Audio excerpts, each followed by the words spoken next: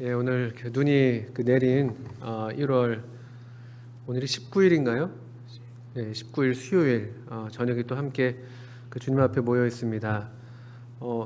글쎄 요 며칠은 눈이 제법 좀 오는 것 같습니다. 그래서 요 근래 이렇게 겨울다운 겨울이 있었나 뭐 이렇게 지난 날들은 원래 기억이 나지 않는 법이긴 하지만 하여튼 요 며칠 눈이 오면서 참 좀 불편한 면도 없지 않아 있지만 그래도 또 겨울 같은 느낌도 받게 됩니다. 어쨌든 이렇게 날씨가 좀 이렇게 좋은 편은 아닌데 그런 중에 또 우리 성도님들 또 이렇게 건강하고 안전하게 함께 이 수요 집회 또 주님의 이름으로 모이는 모임을 기억하셔서 함께 이 예배당에 앉아 계신 우리 성도님들 또 가정에서 이 시간을 기억하시고 같이 유튜브로 함께 하신 성도님들 주님께서 또 특별한 복을 우리에게 주시기를 기도합니다. 우리 오늘은 요나서 우리 수요 집회 때 계속 배우고 있는데요. 요나서 1장 17절부터 2장 10절까지가 우리의 본문이 되겠습니다. 성경을 펴주시면 한번 오늘의 본문을 같이 읽어보겠습니다. 요나서 1장 17절부터 2장 10절입니다. 구약성경 1287쪽. 이 동화 같은 이야기이죠. 또 실제로 피노키오 이야기가 요나 이야기랑 많이 닮아 있기도 한데요. 그 물고기 뱃속으로 삼켜 들어갔다가 나온 이야기. 오늘의 본문은 그 물고기 뱃속에서 요나가 하나님께 기도한 내용을 담고 있는 본문인데 한번 제가 천천히 읽어 보겠습니다. 그리고 우리 성도님들도 같이 또 눈으로 또 마음으로 같이 읽어 가시면서 또 우리에게 주시는 교훈들을 직접 또 받으실 수 있겠습니다. 요나서 1장 17절부터 2장 10절까지 읽겠습니다.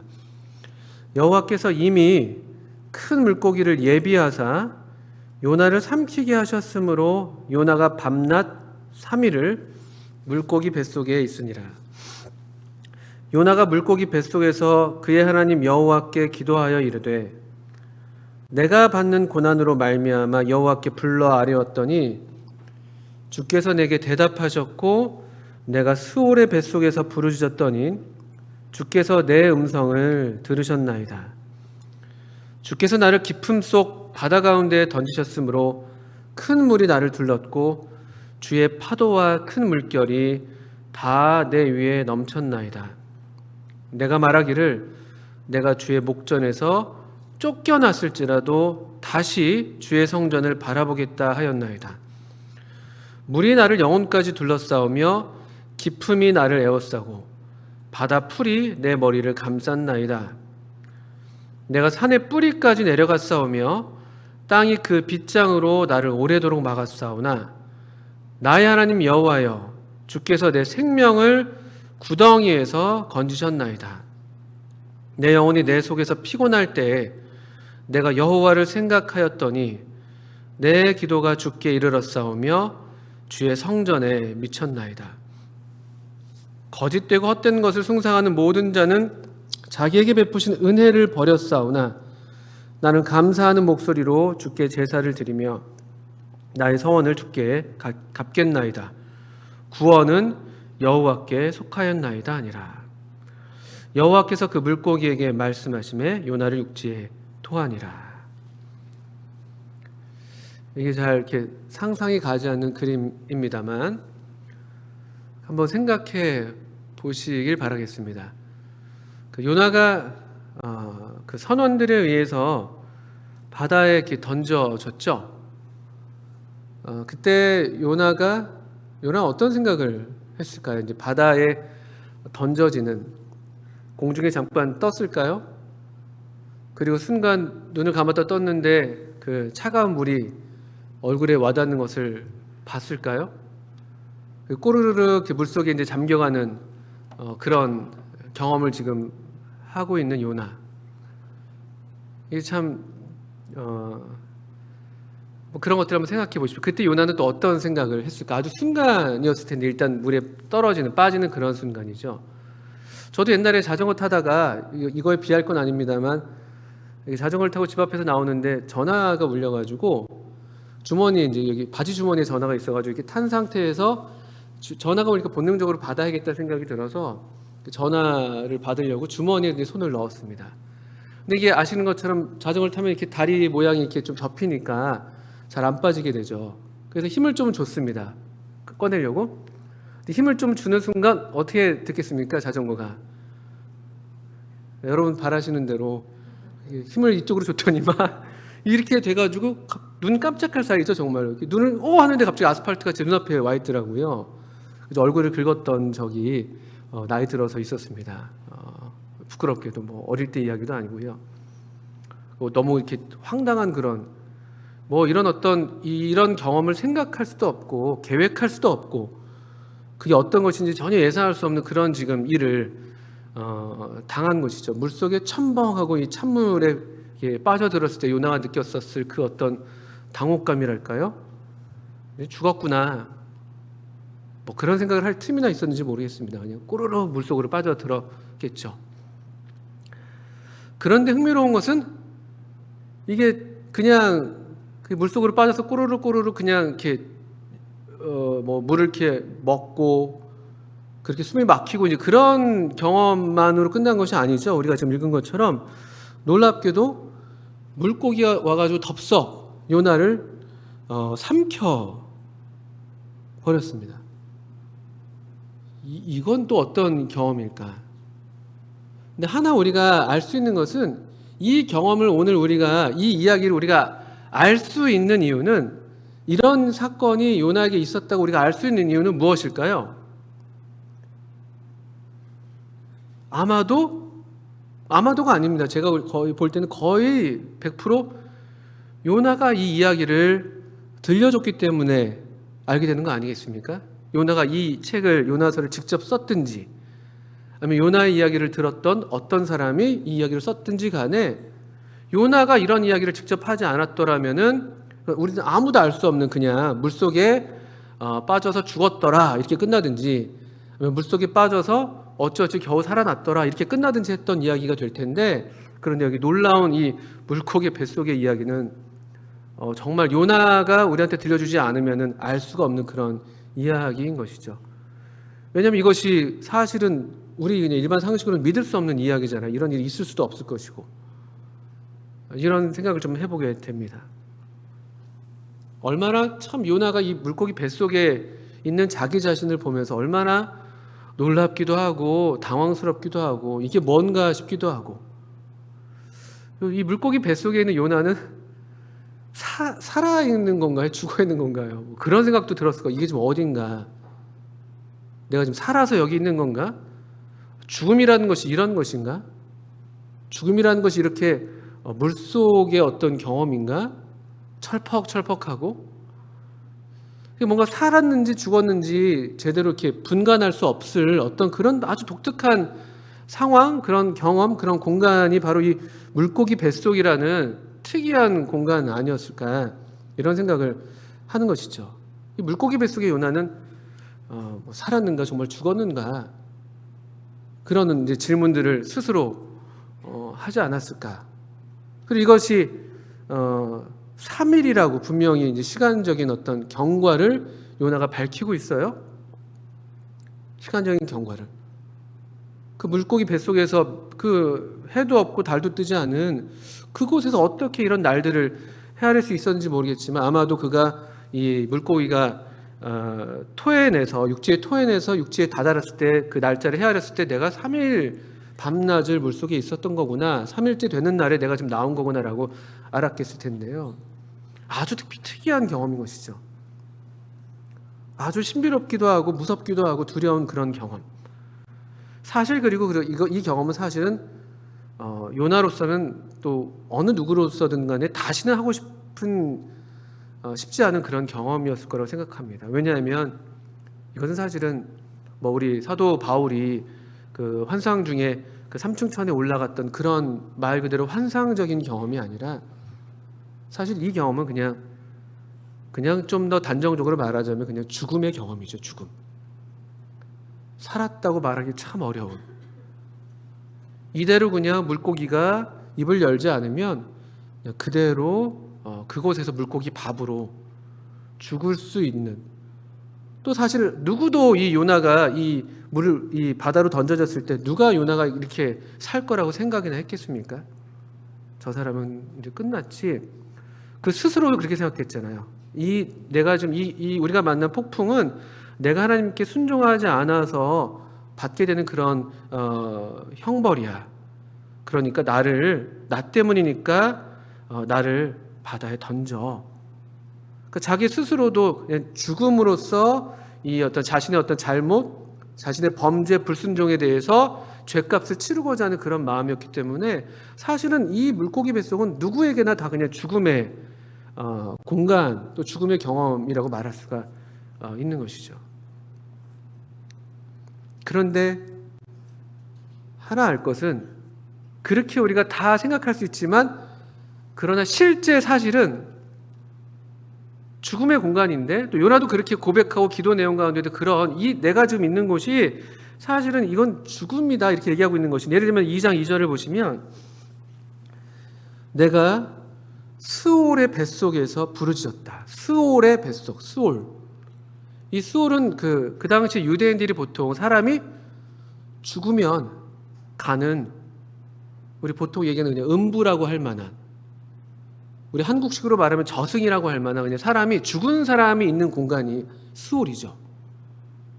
요나는 스스로 그냥 내가 지금 스올의 뱃속에 있다라고 말할 정도로 사실 그 스스로도 이제 나는 거의 좀 죽은 것 같아, 이런 얘기를 하는 것이죠. 3절 보시면 주께서 나를 깊음 속 바다 가운데, 깊음 속, 스올의 뱃속도 스올의 뱃속인데 그것도 스올 속에서도 어떤 그 높낮이가 있다면 그 중에서도 아주 깊은, 4절엔 더 좀 비극적이에요. 사실은요, 내가 말하길 내가 주의 목전에서 쫓겨났을지라도, 주님으로부터 쫓겨났고 스올의 뱃속에 있고 깊음 속 바다 가운데. 5절에 깊음이 나를 애워싸고,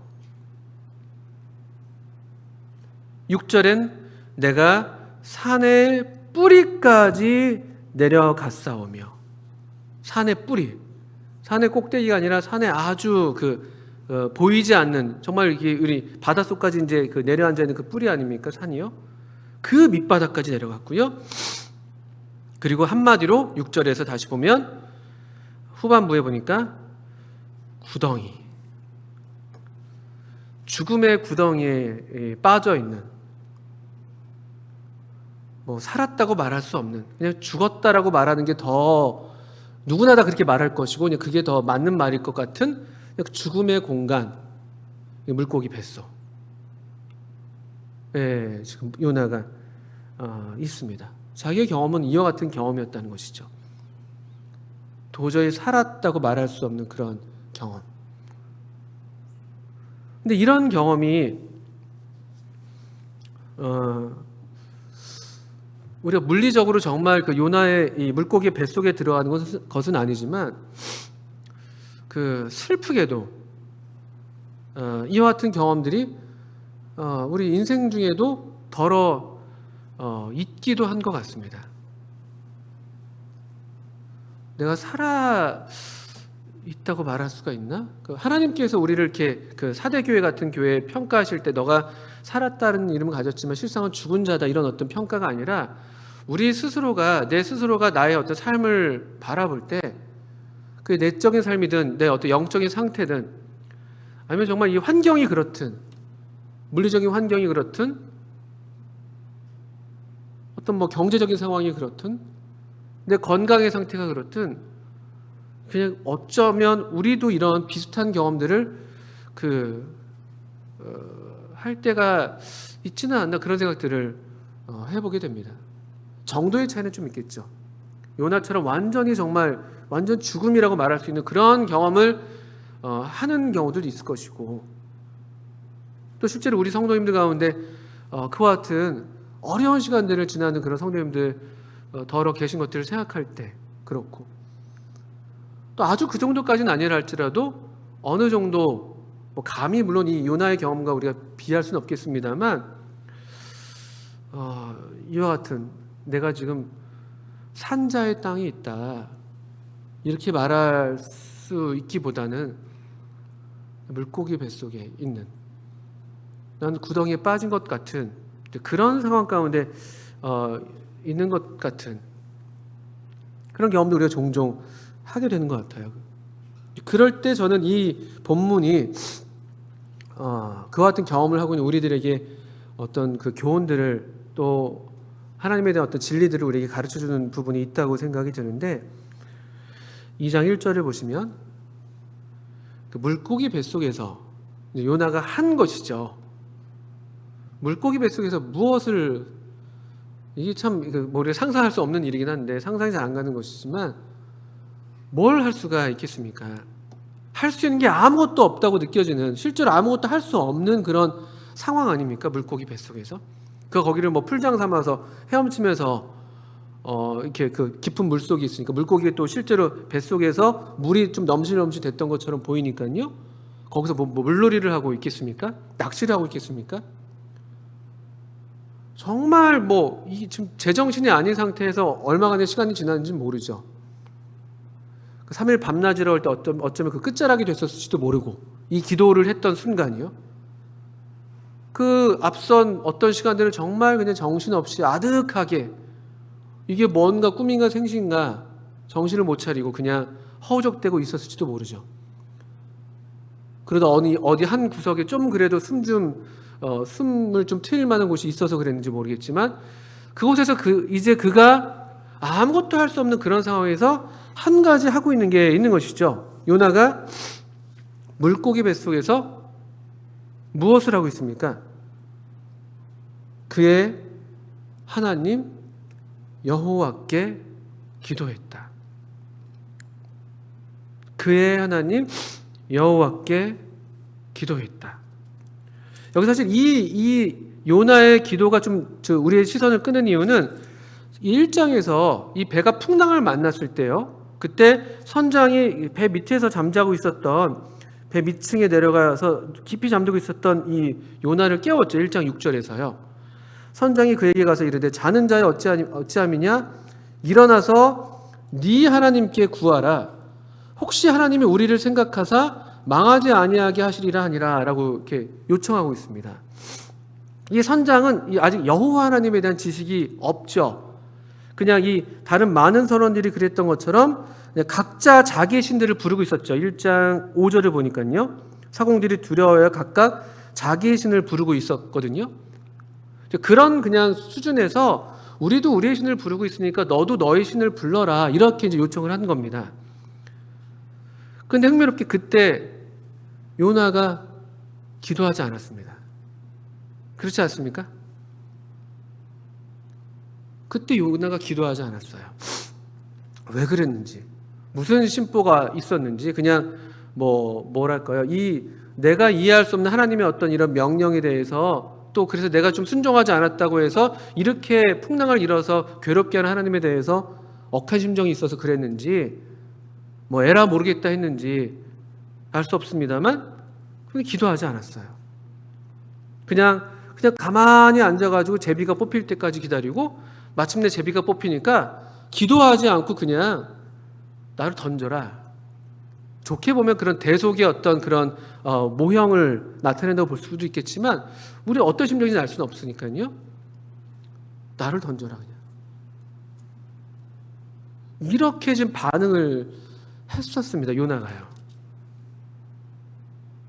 그리고 그냥 던짐을 당하죠. 아주 그 표현을 이렇게 해도 좋은 건지 모르겠지만 강대 강으로 부딪혔다고나 할까요?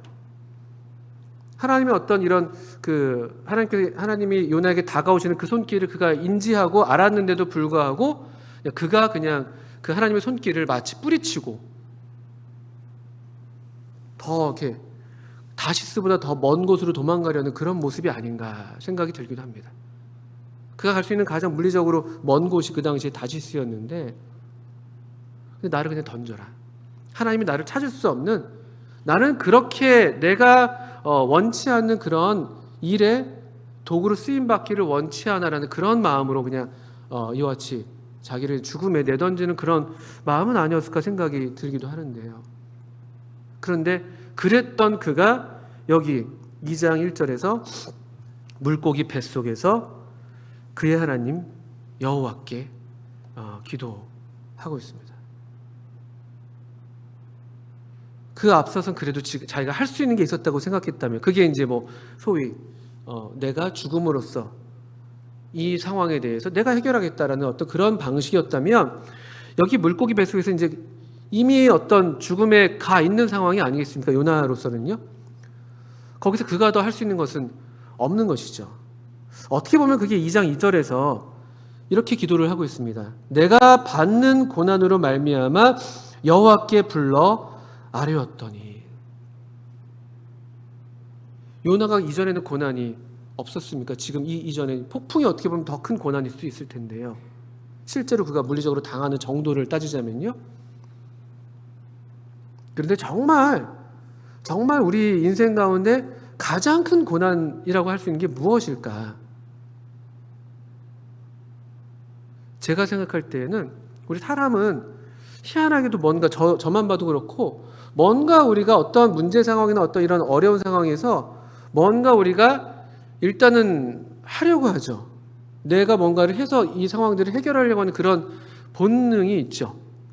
우리 삶에 이제 그 주도권이 우리에게 있다는 뭐 그런 본능 때문에 그러겠습니다만, 그래서 이것도 하고 저것도 해보고 어떻게든 발버둥을 치고 이렇게 저렇게 합니다. 물론 그것들이 이제 나쁜 건 아니죠. 또 우리가 마땅히 해야 될 것들이 있겠죠.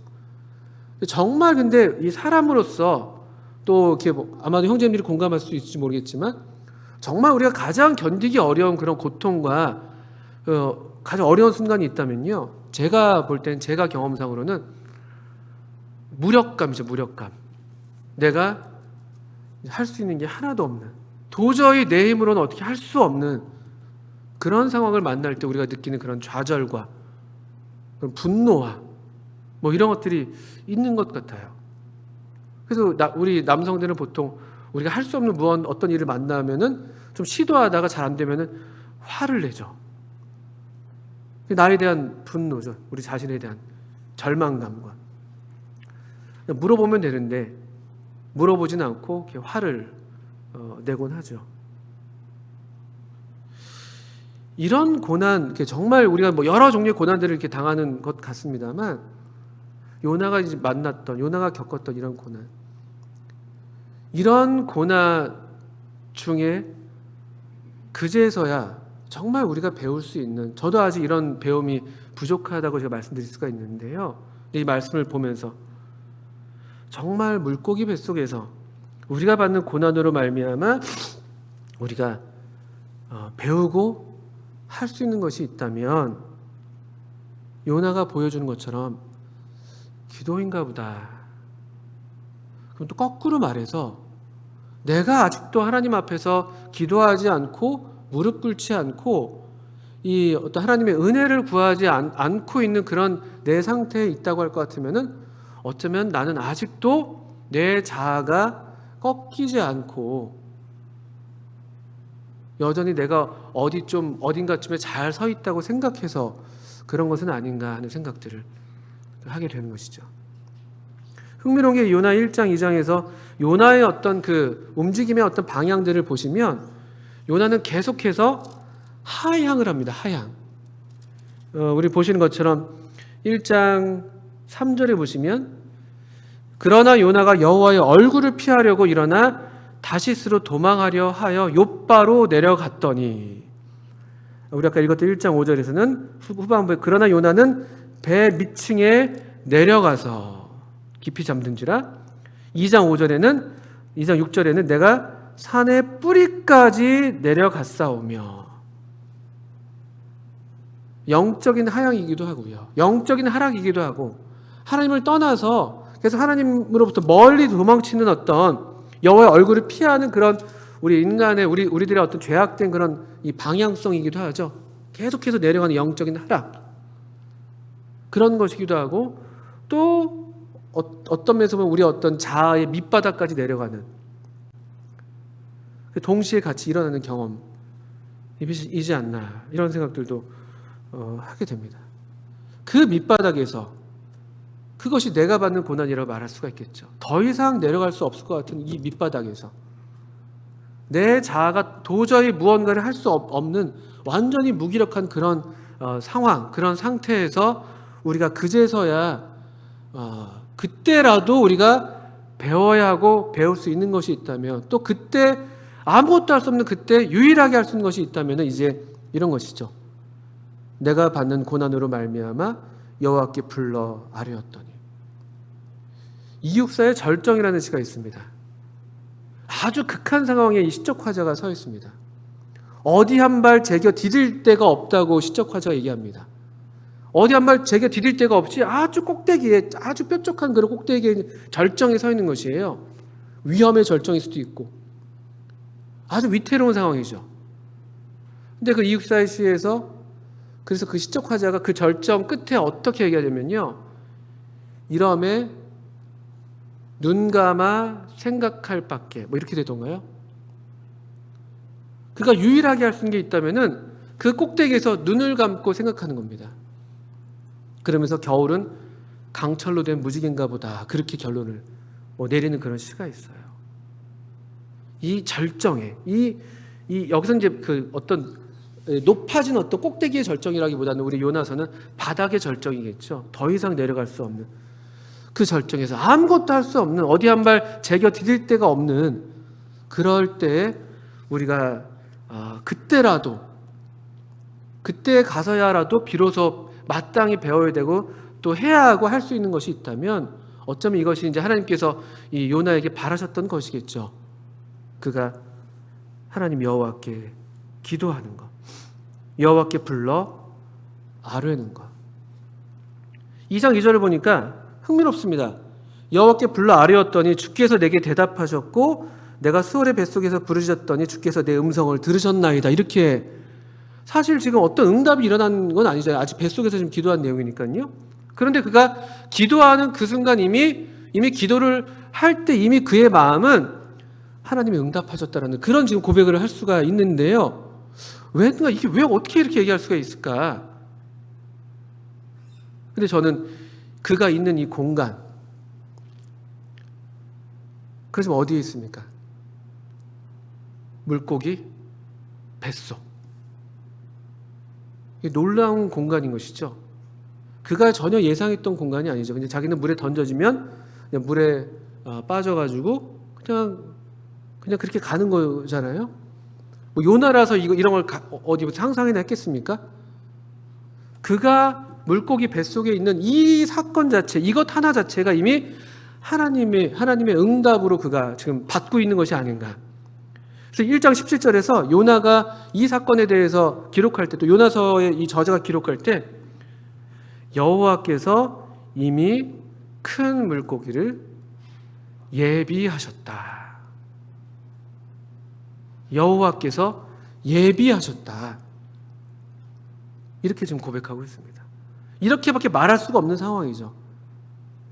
이 큰 물고기는, 내가 물고기 밥이 되는 거구나, 이렇게 생각하는 것이 아니라 여호와께서 예비하셨구나라는 것을 그가 이 물고기 뱃속에서 이 기도를 할 때는 그렇게 깨닫고 이해하고 있는 것이죠. 그래서 이 기도를 시작할 때는 하나님이 응답하실 것이다. 왜냐하면 이 예비한 공간에 내가 있기 때문에, 이때 내가 하나님께서 예비하신 이 공간이기 때문에 하나님께서 내 기도를 기다리신 거구나, 내가 하나님께 나아가기를 이렇게 원하셨던 거구나라는 그런 마음에 큰 믿음이라고 말할 수는 없겠습니다만, 그러나 분명한 믿음, 확신이 있었던 것은 아닐까. 이게 참 놀라운 경험인 것이죠. 그 밑바닥의 어떤 경험을 하는 중에도 하나님께서 예비하신 이 하나님의 어떤 이 손길, 이 섭리의 손길을 알고 경험하고 믿을 수 있다는 것, 이건 참 놀라운, 어쩌면 우리 성도들만이 가질 수가 있는 그런 믿음이 아닌가. 우리에게 일어나는 모든 일들이 다 하나님의 섭리 가운데 있다는 그런 믿음. 내가 바라는 상황이 아니라 할지라도, 내가 원치 않는 일이었다 할지라도, 전혀 예상 밖의 일이었고 너무나 나를 힘들게 하고 난처하게 하는 일이라 할지라도, 지금 나로 하여금 너무 고통스럽게 하는 일이라 할지라도 또 그런 중에 하나님의 어떤 이것이 손길이다라고 우리가 믿을 수 있다면 또 그것이 정말 사실인데요. 그게 우리 성도들이 갖는 믿음 아닙니까? 잠언 3장인가요? 너는 범사에 그를 인정하라. 범사에 그를 인정하라. 범사에. 그리하면 내 길을 지도하시겠고, 이렇게 아마 말씀이 되어 있는 걸로 제가 기억을 합니다. 잠언 3장 5절이던가요? 너는 범사에 그를 인정하라. 그리하면 내 길을 지도하시리라. 범사에 그를 인정하는 이런 어떤 이 지혜, 그런 믿음, 그럴 때 우리가 우리의 길을 인도하시는 주님을 우리가 알게 되는 것이죠. 내가 생각했던 방향은 아니지만. 그래서 요나는 이런 믿음을 갖고 기도하기 시작합니다. 지금 자신이 이제 물고기 뱃속에 있다는 사실을 그가 알고 인지하고, 그리고 이제 이것이 하나님이 예비하신 손길이구나라는 것을 이제 그가 인정하면서 낮아진 마음으로 그 밑바닥에서, 배 위에서, 그가 비록 배의 가장 밑바닥에 있긴 했었지만 물 위에서, 배 위에서 있었던 그런 모습이 아니라 정말 가장 낮은 이 산의 뿌리까지 내려가는 구덩이라고 말할 수 있는 그런 곳에 이르러서 그의 마음도 함께 가장 낮은 곳에 갔었을 때 그는 이제 하나님의 섭리의 손길을 단 마음으로 받아들이고 있는 것이죠. 전에 그 폭풍 앞에서는 그렇게 그가 어떤 강한 모습으로 반응했다면은 이제 그는 하나님의 섭리의 손길에 잠잠하게 그 손길을 인정하면서 그의 손 아래에 자신을 내어 맡기는 그런 이 기도의 자세를 보이고 있습니다. 3절부터는 주께서 나를 깊음 속 바다 가운데 던지셨으므로 큰 물이 나를 둘렀고 주의 파도와 큰 물결이 다 내 위에 넘쳤나이다. 그의 경험을 묘사하는 것 같습니다. 물고기에 삼키기 전이든 아니면 물고기에 삼켜서의 어떤 그 이후의 어떤 경험이든 간에. 근데 4절부터 그가 이제 말합니다. 내가 말하기를. 이건 고린도 전서에서인가요? 사도 바울이 내가 믿는 고로 말한다라고 했던 바로 그와 같은 고백일 텐데요. 이 물고기 뱃속에서 이제 그 하나님의 섭리의 손길을 그가 인정하고 믿음으로 이제 말을 하고 있는 것입니다. 그래, 내가 주님으로부터 던짐받았지. 주님이 나를 던지셨지. 내가 그런 일을 당해도 참 마땅하지. 그래, 내가 주의 목전에서 쫓겨났지. 하나님의 낯을 피하려고 내가 도망갔지만 사실은 이런 날을 하나님께서 나를 쫓아내셨다고 말할 수가 있겠지. 이 고백은 자기의 죄를, 자기의 잘못을 인정하고 자백하는 그와 같은 고백이라고 이해가 됩니다. 내가 주의 목전에서 쫓겨났지. 내가 그런 일을 당해도 싸지. 내가 무슨 낯이 있어? 내가 어떻게 감히 여호와의 낯을 피하려고, 여호와의 얼굴을 피하려고 일어났단 말이야? 내가 믿는 이 하나님이 어떤 하나님이신데, 이 여호와 하나님이 어떤 분이신데, 천지를 창조하신 하나님이신데, 모든 만물을 창조하신 그 이 창세기 2장의 그 1장과 2장의 믿음을 그가 갖고 있었던 유대인이라고 스스로를 얘기하고 있는데요. 나는 히브리인이다. 자기의 죄를 인정하는 것입니다. 그런데 놀라운 것은 그가 이렇게 죄를 자백하면서 거기서 그냥 자백하면서 그래 나는 죽어서 싼 놈이에요. 뭐 마땅하지 하면서 그냥 거기서 주저앉고 있는 게 아니죠. 4절 후반부에 보니까 다시 주의 성전을 바라보겠다 하였나이다. 그 마음에 소망을 품고 있어요. 물고기 뱃속에 있는데 다시 주의 성전을 바라보겠다. 이 다시라는 말을 주목해 보십시오. 얼마나 좋은 말인가. 3장 1절에도 다시 여호와의 말씀이 두 번째로 요나에게 임하였다는 말이 나오는데요. 다시. 이게 우리가 믿는 하나님께서 우리에게 일하실 때에 나타나는 모습인 것이죠. 왜냐하면 하나님은 우리 이 요나서 4장에서도 요나가 실제로 그가 알고 있고 믿고 있었던 하나님인데 다만 그 하나님이 나에게만 그러기를 바랐던 것이죠. 저 악한 그 큰 성 니느웨는 그러지를 않기를 바랐던 것이었는데 4장 2절을 보시면 여기 잠깐 보시면 그가 왜 이와 같은 고백을 담대하게 할 수가 있는가? 여호와께 기도하여 이르되 여호와여 내가 고국에 있을 때 이러하겠다고 말씀하지 아니하였나이까? 그러므로 내가 빨리 다시스로 도망하였사오니 그다음 보십시오. 주께서는 은혜로우시며 자비로우시며 노하기를 더디하시며 이내가 크시사 뜻을 돌이켜 재앙을 내리지 아니하시는 하나님이신 줄을 내가 알았음이니이다. 그는 이 하나님을 알고 있어요. 그리고 이 물고기 뱃속에서 이 하나님의 이 섭리의 손길 가운데 이 하나님의 은혜를 그가 지금 누리고 있는 것이 경험하고 있는 것이죠.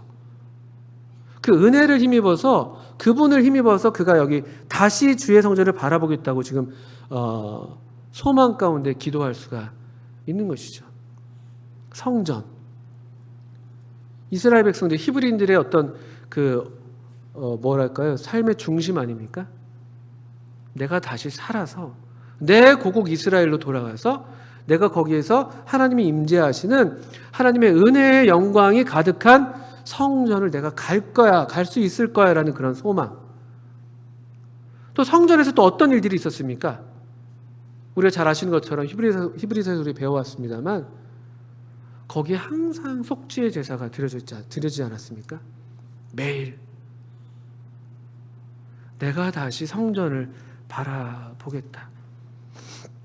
또는 7절에서도 보시면 후반부에 내 기도가 주께 이르렀사오며 주의 성전에 미쳤나이다. 내 기도가 주의 성전을 향하고 있다는 것입니다. 내 기도가 주의 성전을 향해서 그 속죄의 제가 드려지고 있는 또 그 속죄소에 그 시은좌라고 하는 그곳 피가 뿌려져 있는 그곳 죄의 용서를 나타내는 그곳을 바라는 그의 어떤 마음일까요? 믿음일까요? 그런 어떤 믿음으로 그가 지금 이런 기도를 하고 있는 것이죠. 내가 다시 주의 성전을 바라보겠습니다. 이것이 뻔뻔한 것일까요? 그렇지 않습니다. 하나님의 은혜를 알고 믿는 성도들은 우리가 뭐 아는 중에든 모르는 중에든지 사실 이와 같은 이와 같은 이유를 따라서 우리가 여기까지 살아온 것이죠. 다만 내가 잘못했으니까 내가 죽는 게 마땅하지라고 우리가 그런 어떤 응보적인 관점으로만 살아온다면 우리가 지금 여기서 누가 살아있겠습니까? 설령 우리가 이와 같은 고백을 스스로 하지 못했었다 할지라도 사실 하나님의 은혜가 하나님이 용서하시는 그 자비하시고 은혜로우시고 노하기를 더디하시고 인애가 크신 그 하나님께서 사실 우리를 계속해서 성전을 향하도록 성전으로 우리를 이끄시고 죄 용서의 이 놀라운 장면으로 우리의 심령을 인도하셔서 우리를 다시 그 확신 가운데 죄 사함의 확신을 갖고 새로운 심령으로 살아온 것 아닙니까? 그것이 우리 매주마다 경험하는 만찬상에서 우리가 경험하는 아주 실제적이고 시각적으로 경험하는 그런 일들 아니겠습니까?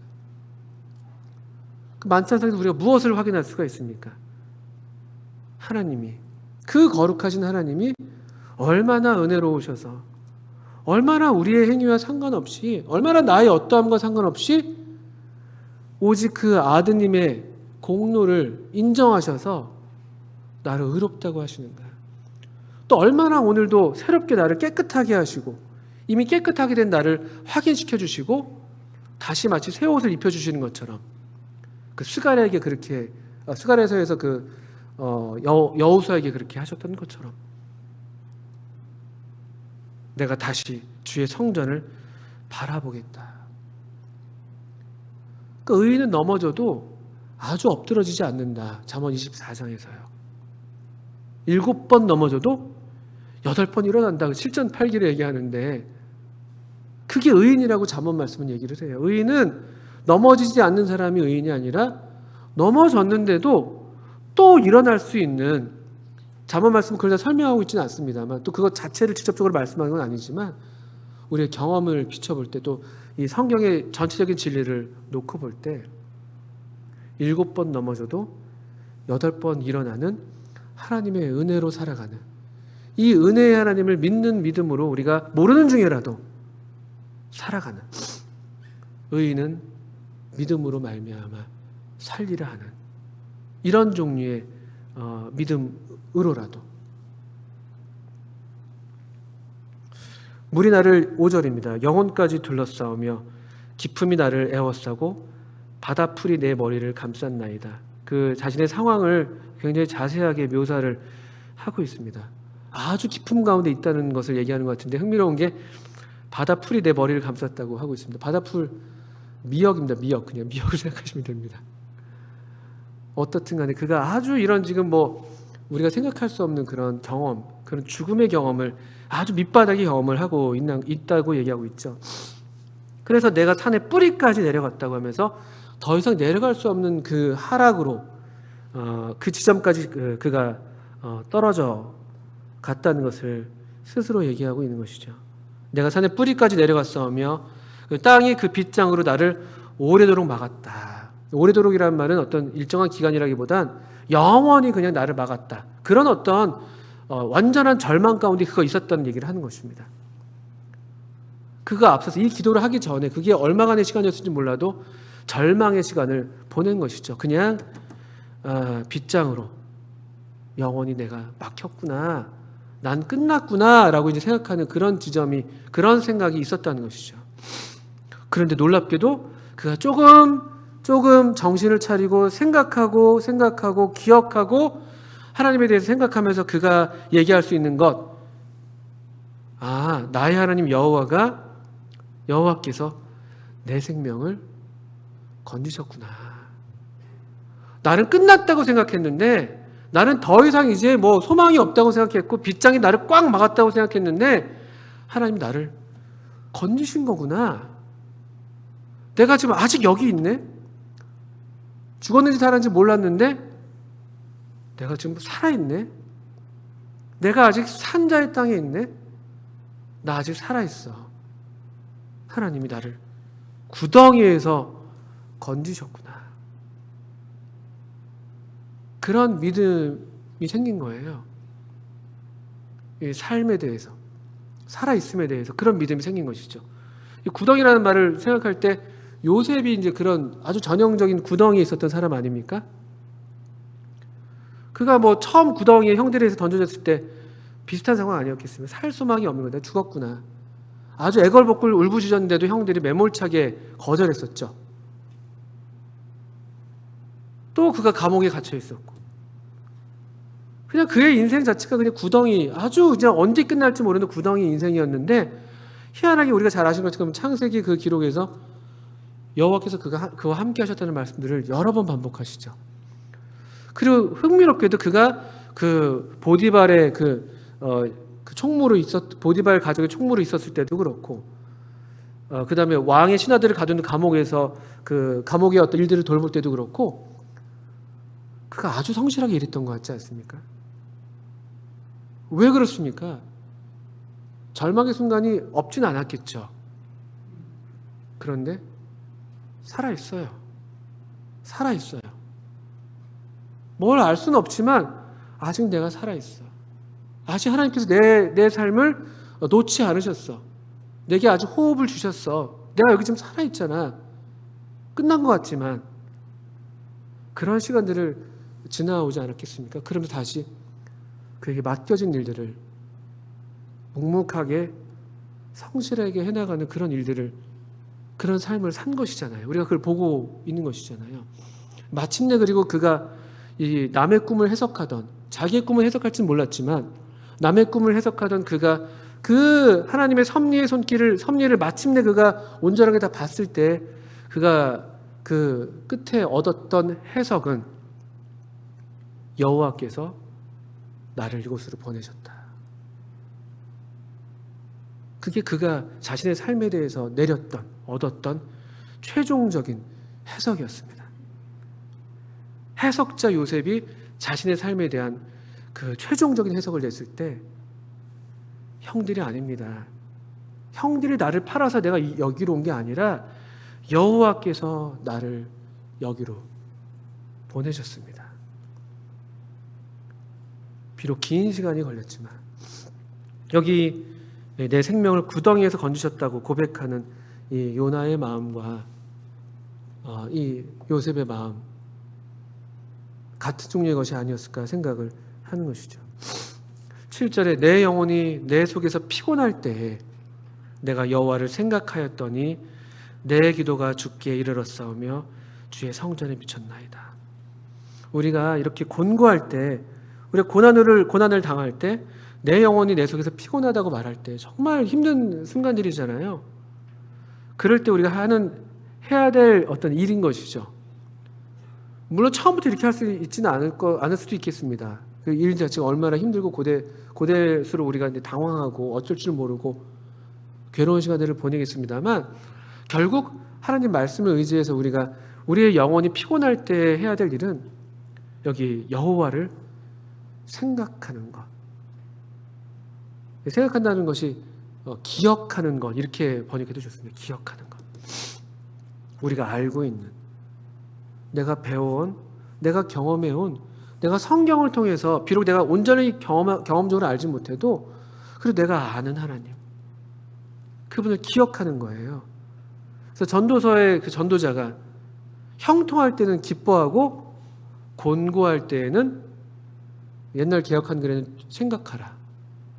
지금 개혁 개정에는 되돌아보아라. 그 단어가 remember입니다. remember. 기억하는 거. 리멤버라는 게 멤버들을 다시 그 조각들을 다시 모으는 거예요. 지난날에 또 내가 뭐 이렇게 저렇게 배워온 그런 지식들, 그런 질들의 조각들을 다시 하나씩 모아보는 거예요. 지금은 다 조각나 있고 깨져 있는 것처럼 보이지만 다시 모으는 거예요. 하나님에 대한, 내 하나님에 대한, 여기 그의 하나님 여호와, 요나가 그의 하나님 여호와라고 부르고 있는데요. 그 여호와를 생각하는 겁니다. 이게 믿음이더라고요. 믿음으로 사는 삶이 곤고할 때 그냥 바로 피곤할 때, 내 영혼이 피곤할 때 그냥 바로 문제 없어 이렇게 하는 게 아니라 그런 조각난 이 어떤 정말 다 깨진 것 같고 밑바닥의 어떤 삶의 현장 가운데에서 다시 그 조각들을 하나씩 줍는 거죠. 하나님에 대한 믿음이 다 깨졌는데 그래서 주저앉아서 끝났다고 생각하는데 다시 생각해보고 다시 그 조각들을 하나씩 모아보는 거죠. 다시 모으는 것. 여호와를 생각하는 것. 성전을 향해서 기도하는 것. 8절 9절에 이 기도의 하이라이트고 결론이 되는 것인데 요나가 무슨 단어를 꺼내고 있습니까? 거짓되고 헛된 것을 숭상하는 모든 자는 자기에게 베푸신 은혜, 이 놀라운 단어를 그의 기도의 결론으로서 은혜를 그가 언급합니다. 그리고 우상은 여기 보시면 거짓되고 헛된 것을 숭상하는 모든 자, 우상 숭배잖아요. 우상은 아주 간단하게 그냥 우상을 한마디로 얘기하면요, 은혜가 없는 것은 우상입니다. 잘 보십시오. 세상에 수많은 종교들이 있다고 하는데 은혜가 없는 것이 우상이에요. 오직 이 성경의 하나님만이 은혜의 하나님입니다. 그러니까 이 거짓된 것을 숭상하는 모든 자들은 은혜를 하나님은 여전히 베푸시죠. 하나님은 은혜의 하나님이시니까요. 근데 그 은혜를 버려요. 그 은혜를 저버리죠. 그런데 여기 9절에 반대의 삶이죠. 나는 감사하는 목소리로 주께 제사를 드리며. 은혜를 의지해서 이 은혜를, 하나님의 은혜를 거절하지 않고 이 하나님의 은혜가 너무나 참 과분하고 감격스러운 것임에도 불구하고 주님, 제가 이 은혜를 제가 받겠습니다. 너무 감사합니다 하고 이 은혜를 붙드는 그런 삶이에요. 그런 종류의 삶. 그렇지 않은 사람들은 다 우상 숭배예요. 그게 자아를 숭배하든지 나는 은혜가 필요 없어, 내 힘으로 할 수 있어 하는 것이죠. 아닙니다. 하나님을 믿는 이 하나님의 자녀들은 이 은혜를 인해서 감사하는 목소리로 주께 제사를 드리고 나의 서원을 주께 갚겠다고, 은혜 때문에 은혜로 인해서 우리의 서원을 갚겠다는 것은 그냥 뭐 우리 창세기에서 나오는 서원을 보면은 이제 야곱이 자기가 다시 돌아오게 하시면 내가 11조를 드리겠다고 하는 서원이 있는데, 내가 반드시 드리겠다는 서원이 있는데, 말하자면 이 서원이라는 것은 하나님의 은혜를 힘입어서 우리 자신을 하나님께 드리겠다는 그런 서원인 것이죠. 그런 우리를 제물로 드리는 그런 서원들. 감사하는 목소리로 노래요. 그 NIV 버전에서는 감사하는 노래로 이렇게 번역을 했습니다. 노래로. 밤에 하나님이 노래를 가르치세요. 욥기에서 보니까 밤에 노래를 가르치시는 분. 또 시편 42편인가에 보니까 이런 말씀도 있습니다. 시편 42편에도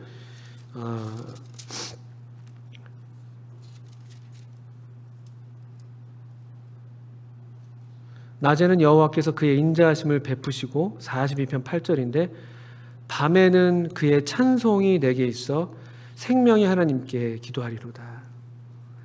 마침내 우리에게 노래를 가르치시고 그분의 찬송을 그 밤에 주시는 분이에요. 그래서 우리로 생명의 하나님께 나아가게 하는 하나님. 요나가 지금 이와 같은 기도로, 이와 같은 노래로 하나님께 나아가고 있습니다. 그리고 그가 구원의 주권을 인정해요. 구원은 여호와께 속하였습니다. 구원은 여호와 하나님의 것입니다. 여호와 하나님만이 구원하시는 하나님이십니다. 우리가 믿는 이 하나님만이 은혜로우셔서 구원하시는 하나님이십니다. 나를 구원하시고, 온전하지는 않지만 여기 니느웨 백성들도 구원하시는 하나님이십니다라는 그런 믿음을 고백하는 것이 아닌가 생각해요.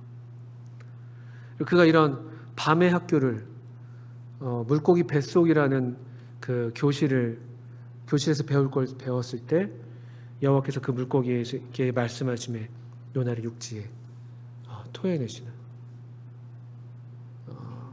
진급시킨다고 할까요? 다음 학년으로. 아니면 다시 배움의 기회를 다시 주신다고 할까요?